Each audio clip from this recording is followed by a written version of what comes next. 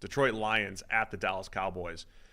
Lions coming off of a bye, and Dallas coming off that Monday morning win against the Pittsburgh Steelers. Late night, Sunday night into Monday morning, the Cowboys with their, was it a walk-off, almost walk-off win against the Pittsburgh Steelers.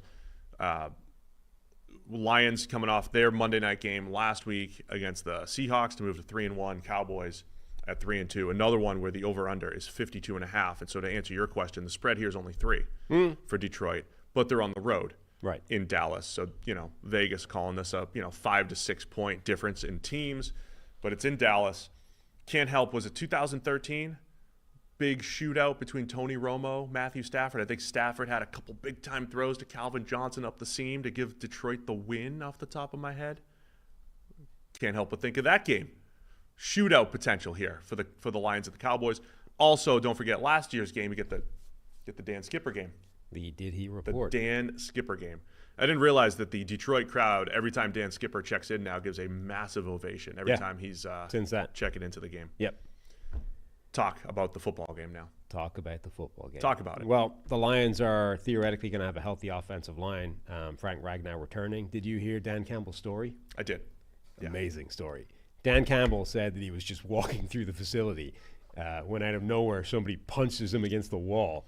And only upon the second punch did he realize that it's Frank Ragnow trying to prove to him that his pec's in good shape and he's got full strength. I mean, if you can move Dan Campbell, that's probably he's a big guy. Proof enough for me. Yeah. I mean, I love everything about that story. Number one, as you say, if you can move Dan Campbell with a punch, you're in pretty good shape. Number two, that's Ragnow's approach to proving his strength is just taking a shot at his head coach randomly. And number three, that's like an encouraged environmental approach. Like Dan Campbell loved that. So everything about that story is great. Everything about the Lions is kind of great. I mean, if you can, I know we have a lot of hardcore team fans here, and you and I are neutral. NFL. The Shield. Rob Lowe rooting for the Shield, rooting for the stories and the fun and everything. It's hard to not be entertained and like the Lions. Yeah. As far as entertainment value goes, from the aesthetics of their offense, their players, the head coach. The fact that, the gritty first press conference that people made fun of and even we maybe took some jabs at the time. I mean, and then it was funny. It was funny. Yeah. And then him coming back and coming good and finding a whole bunch of players that literally resemble what he said in the first press conference. Lions are a lot of fun. That's also Ragnow's revenge because of all the rumors that Dan Campbell was going to put him down. He said he was going to put him down a couple weeks ago. He's like, no, man, I'm alive and well. The pack is good. For this one in particular, the actual matchup, Dallas has been better the last 2 weeks against the run. They've been better. I mean, if you watch them on film over the last 2 weeks, it's almost as if they focused on it. And, teams can do this. They're professional football players. They said, hey, we're going to be better in the run game. And they've been a little better the last couple weeks against the Giants and against the Steelers. But it was the Giants and a depleted Steelers offensive line. Right. But they looked like they're playing with better technique. They're not getting moved off the ball as much at defensive tackle. But I still can't get it out of my head that it's similar personnel in the same team that got destroyed up front by the Saints offensive line when they were healthy and the Ravens offensive line in week 2 and week 3, and that this Detroit the Lions team that does this to everybody. I don't see Dallas stopping Detroit unless it comes down to the Goff turnover factor. Unless they force Goff into a couple mistakes, and I'm probably going to say this every week for the rest of the year. The Lions should be scoring 30 plus unless they turn it over. Yeah, I mean the thing about that Lions offense. So you've got one of the best play callers in the NFL and general schemes in Ben Johnson at offense coordinator. You've got one of the few teams out there that's capable of just showing up with power football. Like with Ragnow back in the lineup, when that offensive line decides, think of the couple of weeks ago where they needed late in the game, we just got to chew the clock, drive down, get it done, right? And they just, on the ground, bulldoze the opposition. They're capable of doing that. Yeah. And they're one of the most explosive offenses in the NFL because there's speed everywhere. Jamison Williams, Jahmyr Gibbs, Amon-Ra St. Brown in the slot. This is a team that's capable of showing up with big plays all over the place as well.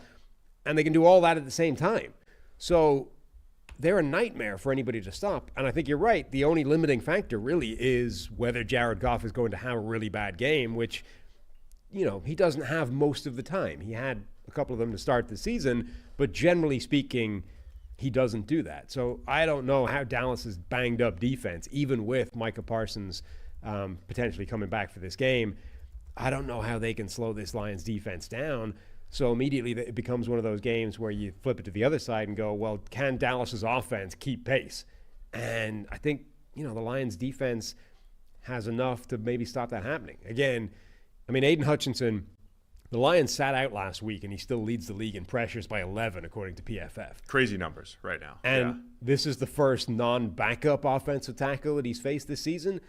It's still an offensive tackle that is not what he used to be after that injury. Like Terrence Steele at right tackle for the Cowboys should still get whooped by Aiden Hutchinson. And that's assuming Hutchinson doesn't want to go to the other side of the line and beat up on a rookie.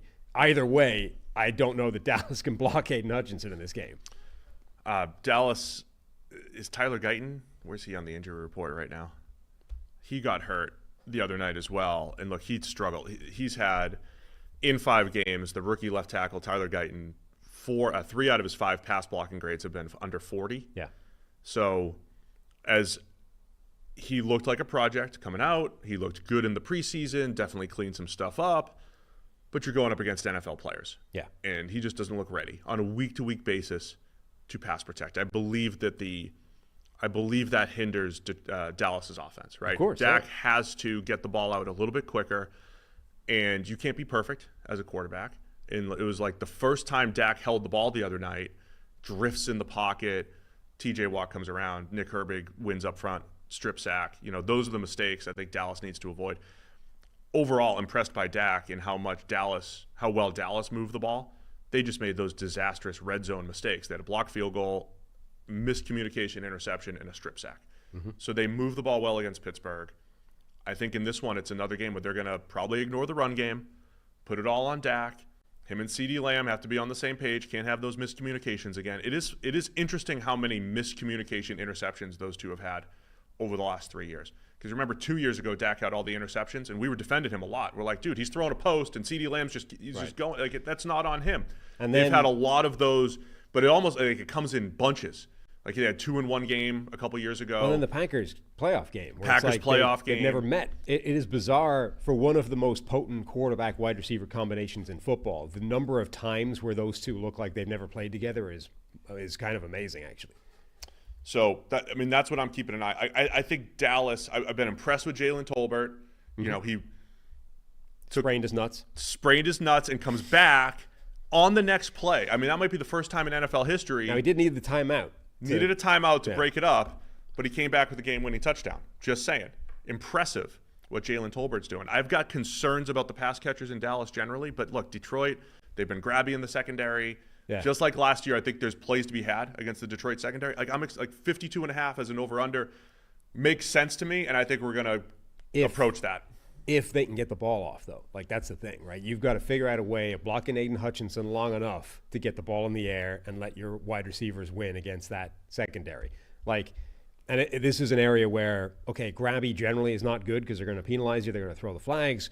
But if you can – one of the reasons they're so grabby is because they're playing aggressive man coverage, which generally speaking disrupts timing, forces you to hold the ball a tick longer. If you can hold the ball a tick longer, you can beat that aggressive man coverage because they're going to grab. But it sort of works in combination, right? The grabbiness is giving them just enough time to let Aiden Hutchinson get home, and you can't block him with your guys. So it is an area, it's kind of boom or bust area, right? The pass game for Dallas versus the aggressive man coverage combined with Aiden Hutchinson's pass rush for Detroit. But it's an area where I sort of feel like the matchup is going to favor the Lions. Yeah, I like the Lions a lot. One other thing I want to highlight about Dallas, they've had a little success running the ball at times this year. Rico Dowdle averaging 4.1 yards per carry. Zeke Elliott handoffs just feel like a waste of a down right now. He's got 30 carries at 3.3 per carry. I don't want to harp on this too much as we would say ignore the running back position, not this much. Not to the point where you bring Zeke in and, he's getting 6 or 7 carries a game.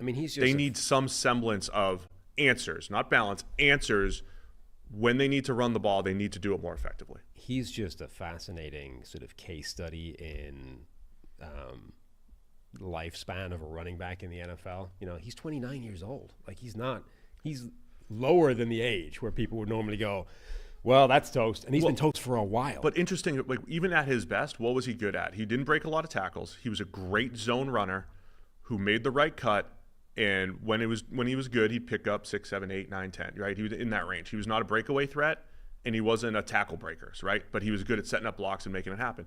He could still have that same skill set, but when you lose a step from not already being explosive, the 7, 8, 9 yard runs turn into 3. But it's just a while, like, and that's where you are right now. And I think it's a stylistic thing as well. Like, this is why running back sort of survival curves are as precipitous as they are, because you get guys like Zeke Elliott who throughout college, you know, he got through college with that, you know, the cutoff jersey, just dominating guys that were not that caliber of super athlete, right? But that takes a toll on your body. That's attritional. That's going to grind you down.